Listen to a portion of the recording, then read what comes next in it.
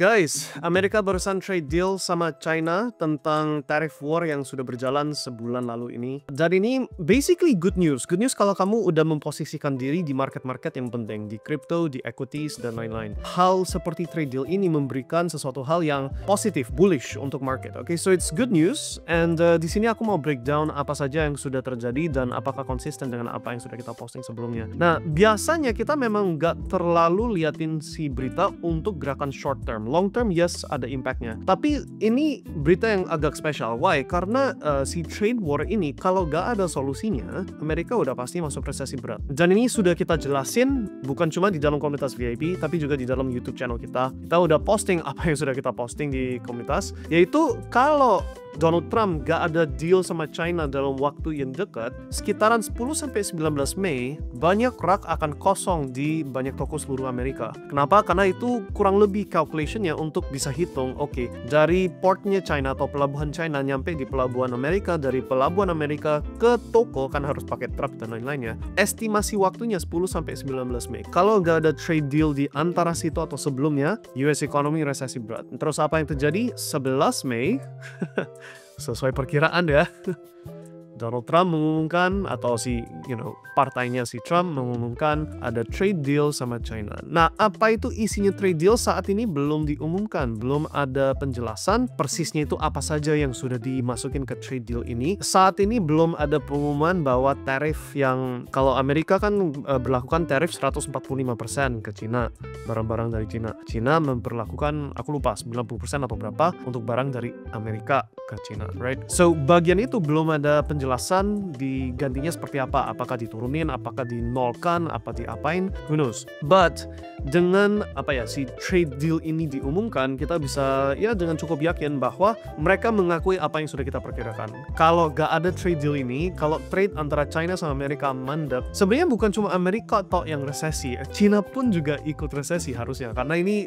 dua power yang saling membutuhkan gitu loh. They need each other untuk bisa maju. So, dengan trade deal ini dijadikan di zona waktu yang sudah kita perkirakan, ya berarti ya udah kita tahulah kedepannya akan seperti apa. Terus apa ini akan terjadi? Yang pertama, most likely resesi gak akan terjadi di 2025 secara formal. Nah, saya omong gitu, ini harus kita paham konteks dan paham definisi dulu. Kalau kita ngomong resesi, apa sih resesi? Official definisinya resesi adalah 2 periode quarter berturut-turut yang mana growth rate-nya itu negatif. Nah, itu baru dikatakan resesi atau depresi secara economics. Namun, secara real life, kita ngomong masyarakat dan orang biasa yang hanya butuh untuk bisa tahan hidup dan bisa move ahead lah, bisa eventually bisa punya rumah, eventually bisa punya mobil dan sebagainya. Actually, resesi sudah kerasa sekarang. Biaya hidup makin mahal, gaji gak naik-naik, harga aset naik jadi kemahalan. Siapa yang bisa beli rumah sekarang? Siapa yang bisa, paham ya?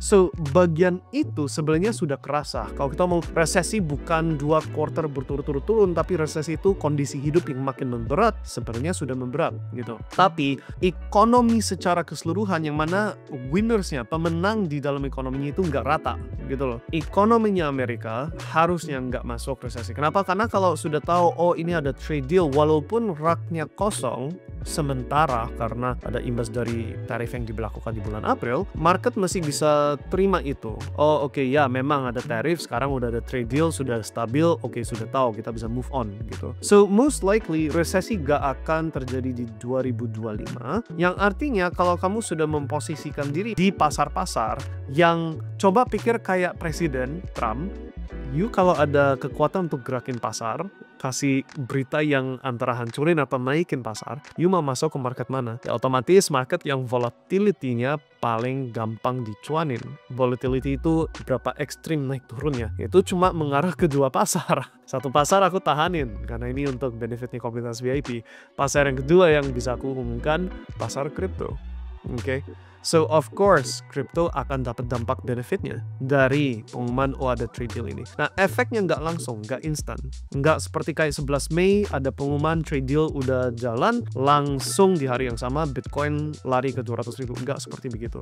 Efeknya butuh waktu. Tapi ini basically mengkonfirmasi bahwa yes, siklus 4 tahun kemungkinan besar masih berjalan. Yang artinya yes, akan tetap ada puncaknya kripto, seperti biasa ada siklus naik turunnya, tapi sesuai jadwal. Dan kalau kita udah tahu ini sesuai jadwal, ya berarti kita bisa planning apa yang harus kita lakukan untuk portfolio kita masing-masing. Nah ini of course saya sharing breakdown lebih detail as often as I can, sesering sebisanya dalam komunitas. But basically, kamu harus ingat apa yang sudah saya posting di video yang sebelumnya, yang sudah kita upload dan publish, yang membahas bahwa ini memang kaki terakhir untuk siklus 4 tahunnya kripto. Oke? Kaki terakhir artinya mesti ada kenaikan. Kaki terakhir artinya selain Bitcoin, yes, koin lain juga ikut naik, tapi apakah bisa outperforma Bitcoin, break all time high, melakukan sesuatu hal yang jauh lebih tinggi daripada kenaikan di Bitcoin? Nah, nggak semua altcoin bisa. Hampir nggak ada yang bisa justru. Right? Hanya minoritas. Oke, nah minoritas mesti bisa dihitung berapa nama gitu. Jadi kalau cherry picking, kalau bahasa Inggris ya, kalau seleksi, kayak contoh Filecoin naik berapa kali lipat, ya kan? You akan lihat cuma contoh-contoh itu. Tapi kalau kamu lihat, so ini kaki terakhirnya kripto, apa yang harus dilakukan justru adalah risk management paling diperhatikan gitu. Jangan lupa risk management. Karena ini memang kaki terakhir. Yes, akan ada koin-koin lain yang akan menggiurkan Anda untuk bikin kamu rasa, aku harus FOMO masuk ke koin-koin yang market cap-nya kecil, bisa 100x atau apa, right? Di kaki terakhir ini be very careful, sangat hati-hati.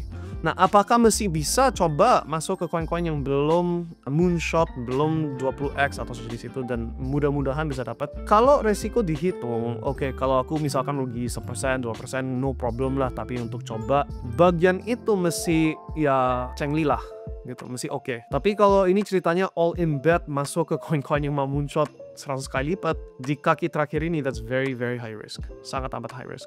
So overall, beritanya si trade deal ini adalah hal yang bagus untuk semua market yang butuh good news ini untuk bisa tetap naik. Ini termasuk equities market, so equities itu saham, basically stock market lah ya. And juga termasuk pasar-pasar sejenis kripto. Dua hal ini berkaitan. So it's good news. Kita yang udah posisikan diri dari bulan-bulan kemarin, waktu gak ada orang perhatiin Bitcoin, kita udah bilang justru waktunya masuk ke kripto, saatnya dia lagi sepi, gak ada yang perhatiin. Kita udah posisikan diri cukup baik ya, kita tinggal ikutin ombaknya. Tapi orang-orang yang mungkin belum posisikan diri ini, mungkin kaki terakhir yang mana kamu harus buruan belajar caranya untuk masuk ke kripto dengan aman. Risk managementnya bagaimana, money managementnya bagaimana, dan di kaki terakhir ini yes, masih bisa dapat profit yang lebih sehat daripada hanya taruh di deposito atau sejenis itu ya, right? Tapi harus tahu juga kapan keluar. Karena this time di kaki terakhir ini, walaupun profitnya sehat, kalau dipegang lebih lama dari yang sehat, turunnya juga tajam. So you have to be very very paham lah apa yang dilakukan. So kalau kamu misalkan belum belajar, buruan belajar di kaki terakhir ini. Kalau terlambat, ya gimana lagi, harus nunggu nextnya lagi. Omong gitu, di sini saya udah omongin di video kemarin yang kita publish di channelnya Mindstack, bahwa ini pertama kalinya saya yang udah dari 2022 selalu agresif kripto. Sekarang di 2025 pertengahan, saya pertama kali bilang ini waktunya diversifikasi. Tetap saya bullish long term kripto. Apalagi Bitcoin. Tapi kalau kita ngomong apakah di waktunya, nah ini kita ngomong urusan bulanan ke depan ya, bukan urusan sekarang di tengahan 2025. Tapi di saatnya kripto sudah ready bear market, harus tahu gimana cara cuanin apa itu berikutnya setelah kripto, menunggu nextnya lagi waktu masuk ke kripto. So ini kita omong rencana bulanan dan tahunan ke depan, tapi kita omong antara sekarang sampai puncaknya kripto memang ada beberapa gerakan, permainan momentum dan altcoins yang bisa dicuanin relative short term dengan money management yang sesuai. Dan ini semua bisa karena satu, si Donald Trump, they can trade deal, China sama Amerika damai. That's good, itu bullish. Hal kedua yang belum aku sebutin sepanjang video ini tapi sama-sama penting adalah Bitcoin tembus $100.000. Begitu Bitcoin tembus $100.000, secara psikologi ini level yang sangat penting untuk pasar retail. Retail butuh headline, judul untuk bisa memancing retail partisipan baru yang belum masuk kripto jadi ikut masuk lagi. Angkanya itu di 100.000. Karena di 100.000 orang bilang, "Oh, Bitcoin tembus all time high lagi, aku harus cepetan masuk," ya kan?